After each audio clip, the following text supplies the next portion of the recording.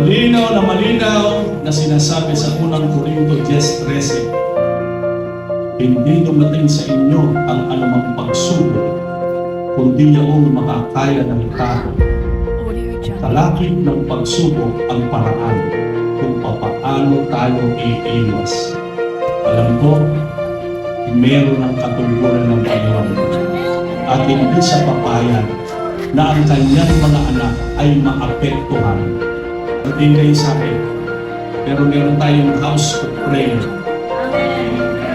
At naniniwala ako, gagamitin ko ng Panginoon. At sa sama-samang pananalangin, alam niyo, sa totoo lang, kapag ikaw kumilos ka ng kumilos, meron namang magiging result. Pero ibang klase, pag ikaw ay nanalangin ng nanalangin, hindi basta resulta ng binibigay ng Panginoon, kundi himala.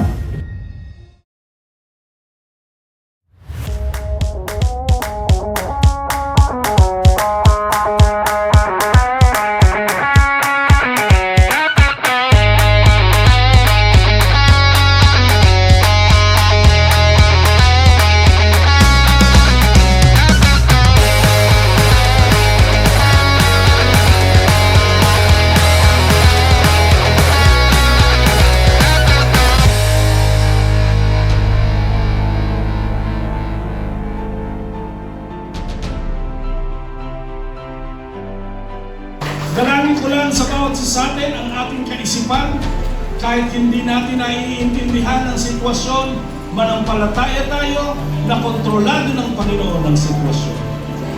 Dalangin ko lang ang bawat isa sa atin, sa tuwing makakarinig tayo ng mga negatibong balita, palagi nating aalalahanin ang ating Panginoong Jesucristo na pako sa krus ng Kalbaryo para tubusin lahat ng uri ng kasalanan at lahat ng iyong mga paghihirap.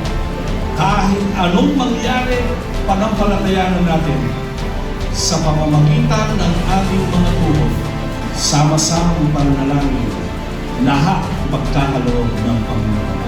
Palakpakan nga natin ng Panginoon.